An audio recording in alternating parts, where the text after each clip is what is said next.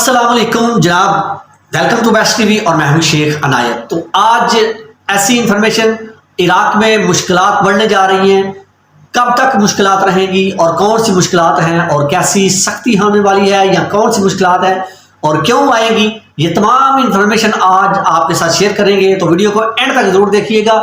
थोड़ी सी देख के आप चले जाते हैं, आपको वीडियो की या बात की समझ नहीं आती, इसलिए आपको बताते चलें कि मुश्किलात किस लिए आने वाली हैं। ये मैं आपको पहले बताता चलूं कि इराक में 10वें महीने, अभी 5वां महीना चल रहा है, 10वें महीने इलेक्शन होने वाले हैं। तो इसलिए गवर्नमेंट पर दबाव किया गया है, दबाव दिया गया है आवाम की तरफ से कि इराकी लोगों को काम नहीं मिल रहा।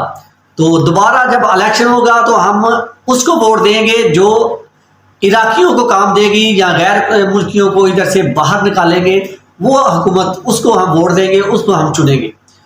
तो ये गवर्नमेंट के लिए बहुत ही अहम मौजू बन चुका है और इसके लिए जो पार्टियां या आप ग्रुप समझ लें, तश्कील दे दिए गए हैं और उनको क्या ट्रेनिंग दी गई है, क्या उनको बताया गया है, कैसे पकड़ना है, कैसे जाना है, ये तमाम इंफॉर्मेशन आपके साथ हम शेयर करेंगे।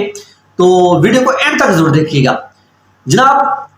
बहुत सारे अभी 5वें महीने से लेकर 10वें महीने के शुरू तक बहुत सख्ती होगी।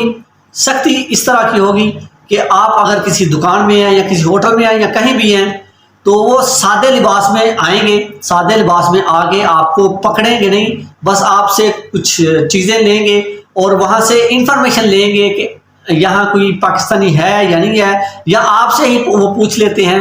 अगर आपको पहचान भी लेते हैं तो आपसे पूछते हैं कि क्या आप पाकिस्तानी हो या बंगाली हो या सूरी हो या कोई भी हो, तो आप उनको बोले जी हाँ बिल्कुल, लेकिन आप ऐसा बोलें कि मेरा वीज़ा है। अगर वो बोले कि आपका वीज़ा कहाँ है तो आप बोले मेरे मालिक के पास है, मेरे मुदीर के पास है।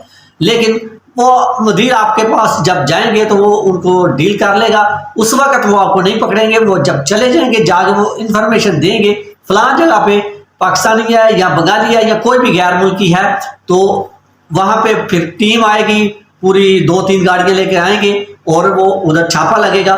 तो इसलिए अपना कोई भी बायोडाटा किसी को ना दें, अपनी सिम की जो लोकेशन है वो बंद रखें और जो इराकी सिमें इस्तेमाल कर रहे हैं पासपोर्ट पे, अगर उनका वीज़ा है तो ठीक है, अगर इनलीगल है तो फिर वो सिमें भी बंद कर दें।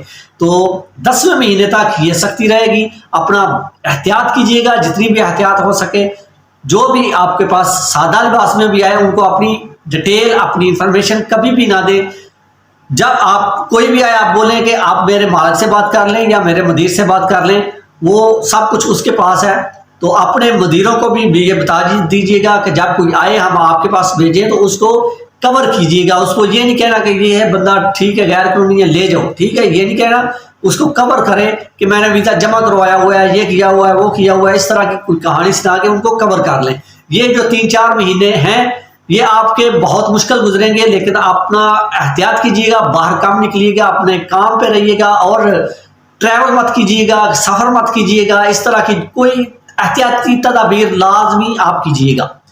तो ये आज आप तक पहुंचाना ज़रूरी था कि जब ये टीमें तश्कील दी गई हैं तो मुझे बताया गया कि इस तरह का काम होने वाला है। ये सिर्फ बसरा में नहीं, पूरे इराक में होने वाला है। जब तक इलेक्शन नहीं होंगे तब तक ये पकड़ दकड़ रहेगी और अपना एहतियात कीजिएगा और अपनी इंफॉर्मेशन किसी को भी ना दीजिएगा।